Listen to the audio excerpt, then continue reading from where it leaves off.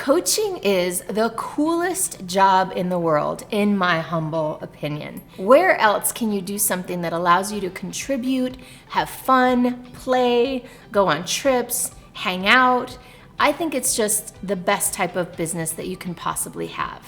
And as awesome as it is, what I've discovered for myself and often with my clients is that most people who love coaching don't love the marketing that you need to do in order to get the coaching clients. So in this video, I'm gonna share my favorite low cost and low stress ways to generate new business without being sleazy, cheesy, salesy, pushy, manipulative, or aggressive.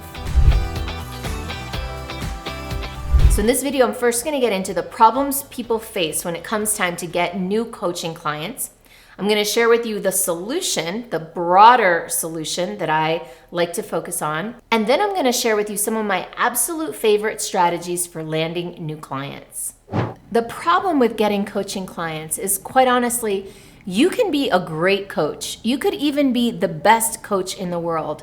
But if you're not great at marketing, you're not gonna have anybody to do it with. Not to mention, you won't be making any money. Another issue with enrolling coaching clients is that you can meet some serious resistance. The first kind of resistance, and the most obvious one that gets in the way, is money.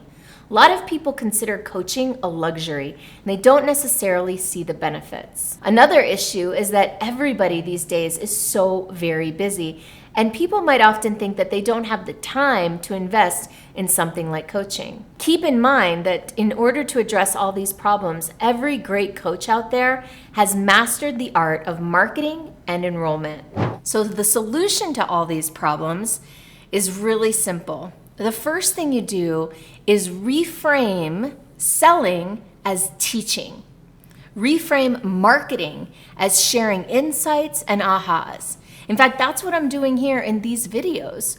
I teach, I share aha moments, I give as much value and information as I can, trusting that when I do that, I build relationships with people, and eventually some of them want to go deeper. And so my advice to you is that every time you teach, every time you share some valuable content or aha or information, afterwards you just say, hey, if you want to go deeper, do this next thing. So for example, sometimes I tell people, if you want to go deeper, let's have a conversation. Sometimes I let people know, hey, if you want to go deeper, sign up for my list or get this free thing that I'm going to give away to you. In fact, I'm going to do that at the end of this video, so you can watch for that later. And by the way, while I'm at it, why don't you go ahead and subscribe to my channel so that you get notified whenever I launch a new video. Now, by the way, when you're selling coaching, you're selling yourself. You're selling a relationship. You're selling that you are going to be someone that's going to help this person get to another level of their business or their life. In my personal opinion and in my personal experience, the only way to sell a coaching package with integrity and easily is by having a conversation. That's why I believe that if you are going to be a successful coach and you want to land new clients, you must master the art of enrollment in a conversation. Now, unfortunately, I run across coaches all day long who really avoid and don't like having sales conversations. So the key is back to my original point. If you instead consider the sales conversation as an opportunity to give someone some insight and value and perspective and maybe even an idea or two, then you're going to go a long way towards building the kind of trust that would make somebody want to take that next step. So the way that I do that, and the way a lot of my clients do, is that we create a conversation, a sales conversation that delivers value. I call it sales as service. And what sales as service means is that my sales process, the sales conversation, delivers value to someone whether they buy or not.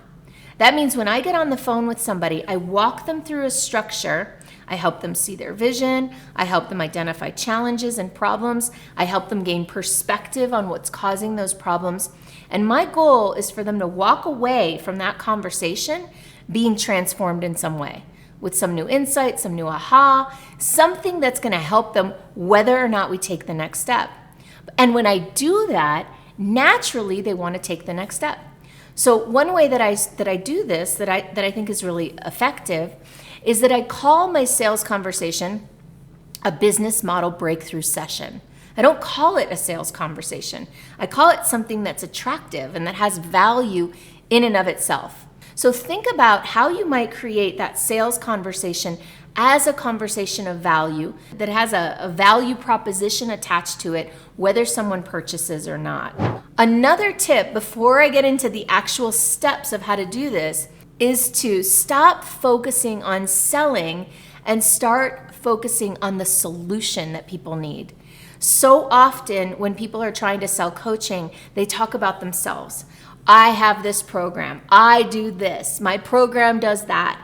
And what you want to do instead is focus on what that person needs. For example, I'm seeing that you have an issue with your business model. What would it look like if we could create a different kind of model that would have monthly recurring revenues, that would have scalability, that would be lifestyle friendly? How would that impact your life? How would that feel?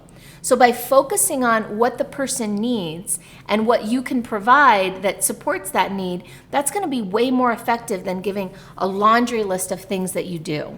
So one way to think about it, okay, I like to use this analogy, David Barton Gym. Okay, David Barton is a gym like many others out there. But in David Barton Gym's marketing, they don't talk about the gyms as much as they talk about the hot body that they help people get. So I always say, sell the hot body, not the workout. Or another way to say it would be sell the cure, not the medicine.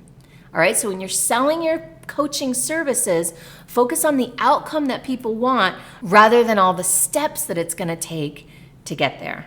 The first way that you can implement this strategy of using teaching as marketing is, you're looking at it, is YouTube videos. This is one of my absolute favorite strategies, and it's also one of the most effective. I'll tell you that I've only been doing videos like this for a short time, and I only have about 2,000 subscribers as of this current video today.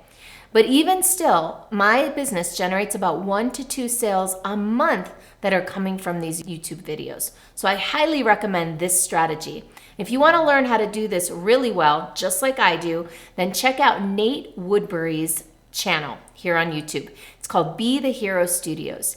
He's 100% responsible for teaching me how to do this model, and quite honestly, he does it for me, which I really appreciate. The second way is to do outreach to people that already know you, like you, and trust you, and would be willing to take a chance on you, even if it's as a beta client.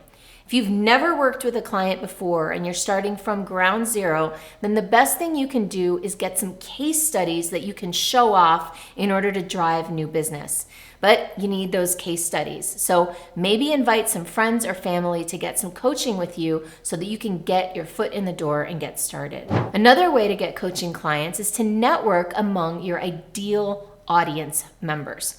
This means identifying who your ideal clients actually are. Now, I know it feels limiting to say, oh, I focus on these people. But let me tell you something. If you do have the discipline to narrow your focus, I promise you that you will find that it's easier for people to refer you business. For example, I could say, I work with entrepreneurs who want to grow their business. That's pretty broad, and likely a lot of people fit into that category, including people who have $50 million businesses and $200,000 businesses. It's very, very broad. Now imagine if I narrowed it a little further. I work with speakers, authors, and coaches who want to grow their business, but it's much easier to know where to go to find these people. I work with purpose-driven speakers, authors, and coaches who want to monetize events, seminars, retreats, and masterminds. So now I've really narrowed my focus. I've nailed down not only who my ideal clients are, but exactly what they're looking for and how they want to grow their business. Now that might sound really narrow to you, but I'll tell you, if you're a speaker, author, coach who wants to use retreats or masterminds to grow your business, you might be thinking right now, Michelle is perfect for me. And if that happens, by the way, book a call below so we can chat. Another way to get new clients is to make sure that you're communicating on a regular basis with the people that you're already meeting out in the world. And doing that through email marketing is my absolute favorite way. This means when I meet someone new who I think is a right fit, I go straight to inviting them to get something free from my list.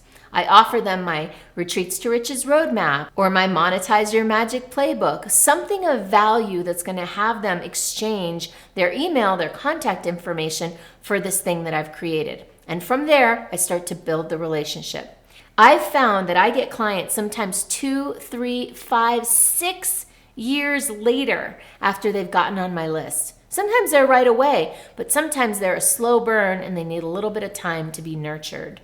Now, my absolute favorite way of getting new business is through speaking engagements.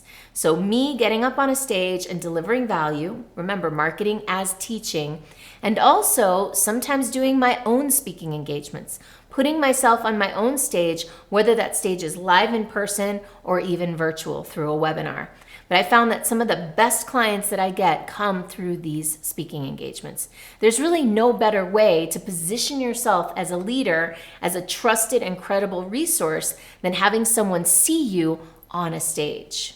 Another thing that works really well is to publish a book. Publishing a book is one of the fastest ways for people to automatically think that you really know what you're talking about. So if you have a body of work, if you have content that you've already developed or that you're still developing, consider writing a book. These days, you can publish an ebook within a weekend. It's not hard at all and it's almost free. So the cost of admission or the barrier to entry has come substantially down over the years, and never before has there been an easier time for you to put your thought leadership, your content, your expertise into a book format. And another way that's absolutely fabulous for driving new business is referrals. Now, I love referrals because when people introduce you to someone and when people endorse you and say, you need to talk to Michelle Villalobos, she's the best, then already that person's more eager, more interested, less price sensitive, more enrolled and engaged from the get-go. I've found that referrals, people who come to me through referral, are more qualified and usually much more eager to say yes more quickly. And of course, social media. I can't not mention social media.